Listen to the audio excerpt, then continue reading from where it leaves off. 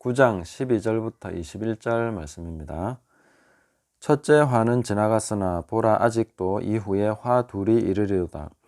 여섯째 천사가 나팔을 불매 내가 들으니 하나님 앞 금제단 네 뿔에서 한 음성이 나서 나팔 가진 여섯째 천사에게 말하기를 큰 강 유브라데에 결박한 네 천사를 놓아주라 하매 네 천사가 놓였으니 그들은 그 년 월 일시에 이르러 사람 3분의 1을 죽이기로 준비된 자들이더라. 마병대의 수는 2만만이니 내가 그들의 수를 들었노라. 이 같은 환상 가운데에 그 말들과 그 위에 탄 자들을 보니 불빛과 자줏빛과 유황빛 호심경이 있고 또 말들의 머리는 사자머리 같고 그 입에서는 불과 연기와 유황이 나오더라. 이 세 재앙 곧 자기들의 입에서 나오는 불과 연기와 유황으로 말미암아 사람 3분의 1이 죽임을 당하니라. 이 말들의 입은 입과 꼬리에 있으니 꼬리는 뱀 같고 또 꼬리에 머리가 있어 이것으로 해하더라. 이 재앙에 죽지 않고 남은 사람들은 손으로 행한 일을 회개하지 아니하고 오히려 여러 귀신과 또는 보거나 듣거나 다니거나 하지 못하는 금, 은, 동과 목석의 우상에게 절하고 또 그 살인과 복술과 음행과 도둑질을 회개하지 아니하더라. 아멘. 자, 오늘 이 본문은 어떤 분들은 세계 3차 대전으로 해석하는 분들이 있는 것 같습니다. 그러나 이것은 3차 세계대전이 아니라 약속의 땅에 대한 하나님의 심판을 기록한 것입니다. 물론 사도 요한이 이 말씀을 기록할 당시에는 그것이 미래에 있을 일이었지만 지금 우리가 볼 때는 과거에 일어난 일로 그렇게 볼 수 있는 내용인 것입니다. 만약에 이게 3차 세계대전이라면 이 내용은 7번째 인을 떼는 내용에 포함된 것입니다. 그렇다면 아직도 7째 인이 다 떨어지지 않았다는 이야기인데 그러면은 하나님의 오른손에 있던 그 두루마리가 아직도 내용이 펼쳐지지 않은 상태로 계속 역사가 진행되어 왔다 이렇게 봐야 되는 것입니다. 그러니까 그런 해석은 맞지 않는다 이렇게 봐야 되는 것이죠. 우리는 지금 하나님의 오른손에 있던 그 두루마리가 펼쳐진 시대, 하나님 나라 복음이 세계 만민에게 열방 가운데 전파되고 있는 그런 시대를 살아가고 있습니다. 예루살렘과 온 유대와 사마리아와 땅끝까지 복음이 전파되고 있는 그런 시대인 것입니다. 그래서 이 땅끝까지 전파되는 이 시대에 하나님 나라 복음이 모든 민족에게 증거되면 그때는 끝이 오리라 이렇게 말씀하신 그 시대의 끝자락에 우리는 살아가고 있는 것입니다. 그래서 이 본문을 우리가 볼 때에 하나님께서 약속의 땅을 어떤 식으로 심판을 하시고 또 자기 백성들에게 어떤 기회를 주고 계시고 어떤 메시지를 주고 계신 것인가 하는 것은 동일하게 오늘날 마지막을 당하고 있는 우리에게도 똑같은 메시지가 될 수 있기 때문에 이런 부분을 우리가 더욱더 유의해서 살펴보는 것이 필요하겠습니다. 그리고 이것이 3차 대전이 될 수 없는 두 번째 이유라면은 그 마병대를 보시면 마병대가 모양이 나옵니다. 그들의 모습은 말들을 타고 있고 무기는 불과 연기와 유황이죠. 그리고 꼬리로 해하는 권세가 있다 이렇게 말해주고 있는데 이것은 아무리 봐도 현대전으로 볼 수가 없고 실제로 이런 것들을 상징으로 해석을 해준다고 해도 현대전하고는 맞지 않는 그런 내용입니다. 그래서 이것은 영적인 존재들을 묘사하고 있는 것이 분명하고 이런 내용들을 우리가 성경을 통해서 충분히 살펴볼 수 있다 하는 것입니다. 그러면 이 본문에서 큰 강 유브라데에 묶여 있는 네 천사의 존재는 뭔가? 이 천사의 존재는 먼저 이 천사를 풀어주라 하고 얘기한 음성의 출처부터 살펴봐야 됩니다. 보좌 앞에 하나님 앞에 금제단 네 뿔에서 한 음성이 났다. 우리가 금제단이 뭔지는 알고 있습니다. 그것은 성도의 기도가 모이는 곳이고 성도의 기도가 땅을 향해서 역사하고 그런 권세 있는 기도로서 역사하는 그런 내용인 것이죠. 그래서 성도의 기도, 그리고 그 기도의 응답에 의해서 내 천사가 풀어지게 되는데, 이 내 천사는 결박한 내 천사라고 얘기합니다. 결박했다는 것은 징벌을 받고 있는 것이죠. 그래서 순종하고 있는, 자기 지위를 지키고 있는, 위치를 굳건하게 지켜서 떠나지 않은 천사가 아닌, 유다서에서 말하고 있는 자기 위치를 떠난 천사를 얘기하고 있죠. 그런데 성경을 보면 자기 위치를 떠난 천사를 처리하는 세 가지 방법이 있는 것 같습니다. 하나는 무저갱에 가두는 것이죠. 또 하나는 흑암에 가두는 것입니다. 또 하나는 이제 특정한 지역에 특정한 목적을 위해서 가두어두는, 묶어두는 그런 방식으로 천사들을 처리했다는 것을 알 수가 있겠죠. 이 천사들은 굉장한 파괴력을 가지고 있고, 많은 군대를 거느릴 수 있는, 조종할 수 있는 그런 천사들인 것 같습니다. 그래서 아마 전쟁과 여러 가지 문제들을 일으키는 그런 천사들이겠다, 이렇게 볼 수가 있겠습니다.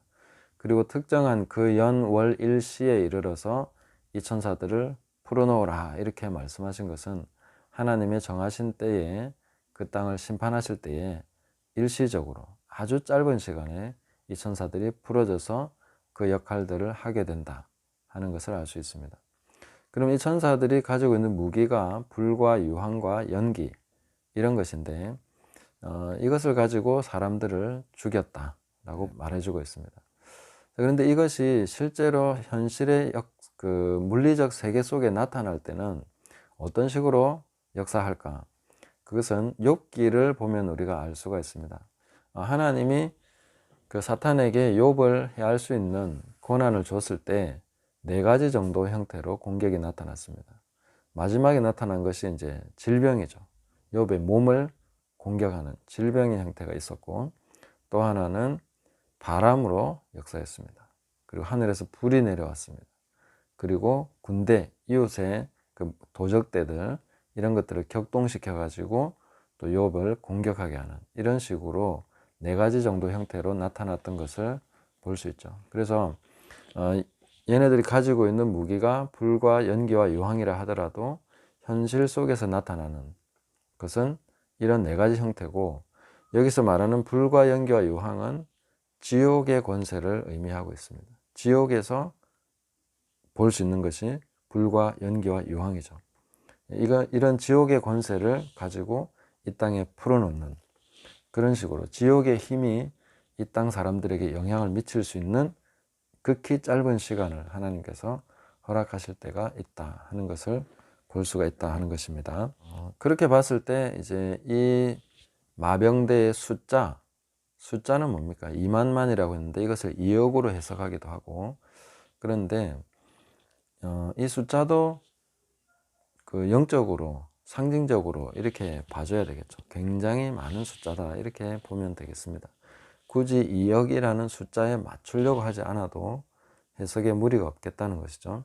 그리고 이 숫자에 대해서는 들었다라고 얘기하고 있습니다. 이 숫자가 2만만이다 라고 얘기해 주는 걸 들었다는 거죠. 사도 요한이 본 것은 굉장히 수많은 그런 마병대를 봤을 것 같습니다.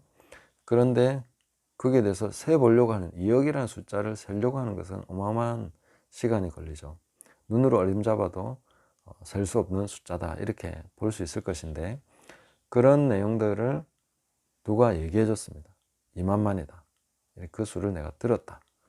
그래서 이 수에 대해서는 그냥 액면 그대로의 2만만, 그래서 2억이라는 것보다는 굉장히 많은 숫자, 또 어떤 상징적으로 헤아릴 수 없는 많은 숫자, 그 지옥의 권세에 굉장히 많은 부분이 풀어졌다, 이렇게 해석을 해주면 큰 무리가 없을 것 같습니다.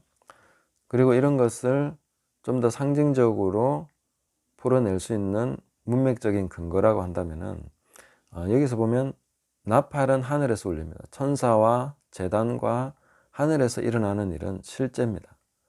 땅에서 일어나는 것은 그림자죠.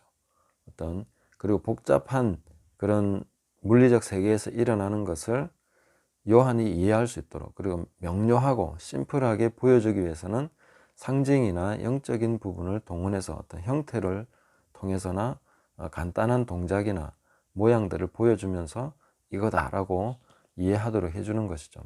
그러니까 이런 프레젠테이션을 보면서 이제 복잡한 세상 속에서 일어난 일들을 간단하게 우리는 이해할 수 있게 되는 것입니다. 그래서 사도 요한에게 그렇게 보여주신 것이죠. 그러니까 이런 하늘에서의 나팔이 땅에서 실제로 나타날 때는 이것은 영적인 것이고 상징적인 것으로 해석해 주는 것이 문맥적으로 큰 무리가 없을 것 같습니다. 자, 그리고 마지막으로 우리가 이런 일에 대해서 적용할 수 있는 것을 살펴보겠습니다. 우리 앞에서 황충은 죽이는 권한이 없었습니다. 그것은 모든 사람에게, 하나님의 인침을 받지 않은 모든 사람에게 미칠 수 있는 영향력이었습니다. 그런데 두 번째 화에 나오는 마병대는 죽일 수 있는 권한이 있습니다. 그 권한은 지옥의 권한을 활용하는, 풀어놓는 그런 식으로 사용이 됐는데, 여기서 봤을 때 나팔은 하나님의 개입을 알리는 것이기도 하지만 또 자기 백성을 부르시는 호출 신호기도 합니다. 그래서 모여라, 집합해라, 나와라 이렇게 부르는 것이 나팔이기 때문에 이 나팔 소리까지는 아직도 회개의 기회를 주시는 것입니다. 그래서 3분의 1만 죽도록 이것도 정확하게 제한되어 있는, 그리고 아주 극히 짧은 시간을, 거의 하루죠, 하루. 연월 일시니까 그 시간 동안에 딱 영향을 줄 수 있도록 그렇게 제한되어 있는 권한입니다. 너무 강력하니까 더 짧은 시간으로 제한한 것이죠. 이것은 일시적으로 임하는 어떤 사망의 일들, 이런 것들이라고 볼 수가 있겠죠. 이것을 우리가 적용해 볼 수 있는 내용은 예수님께서 이렇게 말씀하신 적이 있습니다. 실로암에서 망대가 무너져서 치어 죽은 18명에 대해서, 그들이 너희들보다 더 죄가 많아서 그렇게 된 줄 아느냐? 아니다. 너희도 회개치 아니하면 다 이와 같이 망하리라. 자, 우리가 주변에서 쓰러지고 죽는 사람들, 또 이 지구상의 곳곳에서 지금 사망의 역사들이 일어나고 있죠. 이런 것은 하나님의 호출 신호, 회개의 촉구, 이렇게 받아들이는 것이 오늘날 우리가 이 세상을 살아가면서 지혜롭게 살아가는 길이라고 볼 수 있습니다. 그리고 하나님 말씀을 현실에 적용하는 것이 되겠죠. 뭐 비행기가 추락해서 미사일을 맞아서 혹은 뭐 전쟁 속에서 이렇게 죽어가는 사람들이 있습니다. 그들이 죽지 않은, 재앙을 면한 사람들보다, 또 평안하게 사는 사람들보다 죄가 더 많아서 그렇게 된 것이 아니다. 너희들도 회개하라. 지금도 바로 이 나팔 소리는 우리들의 심령에 울려 퍼지는 나팔입니다. 그런 재앙들을 보면서, 고통들을 보면서 회개하라는 것이죠. 더 깊이 회개하고 더 거룩하게 살아가도록 울리는 하나님의 나팔이다. 이렇게 적용하면 좋겠습니다. 3분의 1이 죽임당하는 이런 현장 속에서 살아남은 3분의 2는 회개하도록 그렇게 하나님께서 시간을 주신 것인데, 그래서 그렇게 극히 짧은 시간 동안만 역사하도록 허락을 해준 것인데, 그 이후에 나오는 것들을 보면은 이 재앙에 죽지 않고 남은 사람들은 손으로 행한 일을 회개하지 아니하고, 참 안타까운 기록이 되고 있습니다. 회개하도록 시간을 주셨는데 회개하지 않는다고 얘기하고 있습니다. 사람들의 강박감이 굉장히 심하다는 것을 우리가 볼 수가 있겠죠.